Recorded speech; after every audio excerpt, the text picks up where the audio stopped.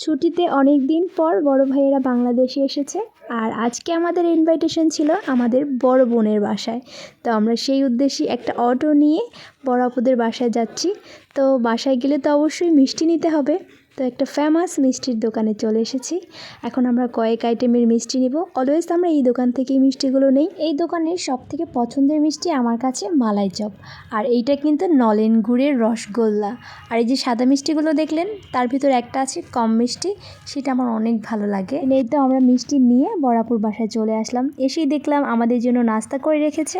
চলুন শুরুতেই আপনাদেরকে আমার বড় আপুর ডুপ্লেক্স বাসাটা একটু ঘুরিয়ে নিয়ে আসি। যদিও এখনও পুরোপুরি কমপ্লিট হয়নি, কারণ আমার আপুরা দেশে থাকতে পারে না, যার কারণে কমপ্লিটও করতে পারে না। যখন বাংলাদেশে আসে তখন কাজ করে থাকে। তো এই একটা বেডরুম, সাথে একটা অ্যাটাচ বাথরুম। তো বাথরুমটাও বেশ খোলামেলা ছিল। আমার এই টাইপের বাথরুম ভালো লাগে, বাথরুমে স্পেস কম থাকলে ভালো লাগে না আসলে। দেন আরেকটা বেডরুম, এটা হচ্ছে নিচের ফ্লোরেই 3টা বেডরুম টোটাল। দেন এই আরেকটা বেডরুম যেটা আমার বড় আপু থাকে। তো ভাবি কথা বলছিল, তো আমি আবার এখানে এসে নাস্তা করছিলাম, আমরা সবাই একসাথে আর গল্প করছিলাম। এদিকে রান্নাঘর থেকে খুব সুন্দর স্মেল আসছিল, যার কারণে চলুন একটু রান্নাঘরেও ঘুরে আসি। দেখলাম আমার ভাগ্নেরা ধুমসে রান্না করছে। তো এই তো দেখতেই পাচ্ছেন গরুর মাংস রান্না হচ্ছে। এখানে আরও অনেক আইটেম রান্না হবে, অবশ্যই আপনাদের সাথে শেয়ার করব। দেন আমি একটু পিছনের দিকে ঘুরতে বের হলাম, কারণ আপুদের বড় একটা পুকুর আছে আর এটার দৃশ্যটা খুবই ভালো লাগে আমার। হাঁসের ছানাগুলো কি সুন্দর পানিতে সাঁতার কাটছে, দেখতে বেশ ভালোই লাগছে। দেন শুনতে পেলাম আমার বড় ভাইয়া নাকি মাছ ধরবে। শুনে আমরা খুবই এক্সাইটিং হয়ে গেলাম, কারণ আমার বড় ভাইয়া টোটালি মাছ ধরতেই জানে না, তাও নাকি আবার জাল ফেলে মাছ ধরবে আরেকটা পুকুরে। শুনে আমি আর আমার ভাইয়ের মেয়ে ছুট্টে দৌড়ে চলে আসলাম যে ভাইয়া কিভাবে মাছ ধরবে সেটা দেখার জন্য।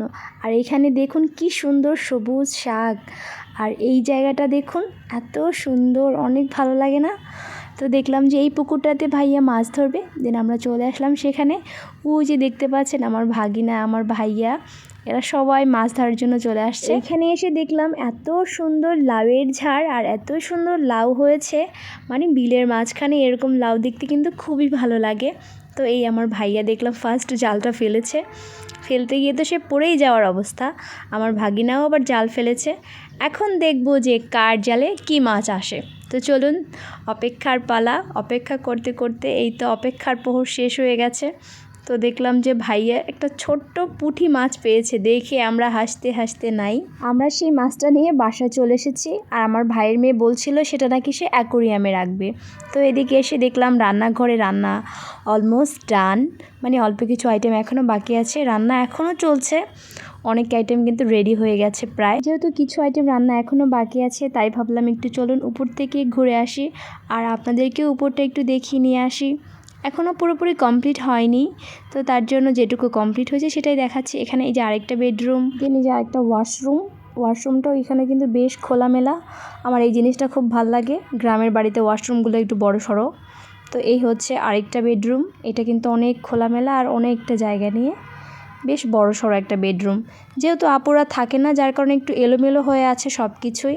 এই তো আমি এখন নিচে চলে যাচ্ছি। নিচে গিয়ে দেখলাম ভাবিও একটু হেল্প করছে, একদম নদীর বেলে মাছগুলো কড়া ভাজি করছে। দেখেই আমার ক্ষুধা লেগে গেছে। ভাবি বললো সব রান্না শেষ হয়ে গেছে, এখনই খেতে পারবে। পোলাও রান্নাটাও অলমোস্ট ডান।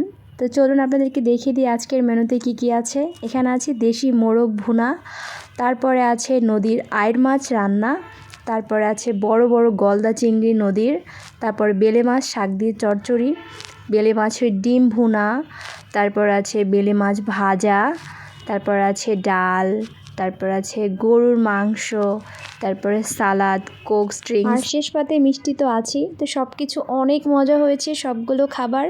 আলহামদুলিল্লাহ, সব কিছুর জন্য আল্লাহর কাছে শুকরিয়া।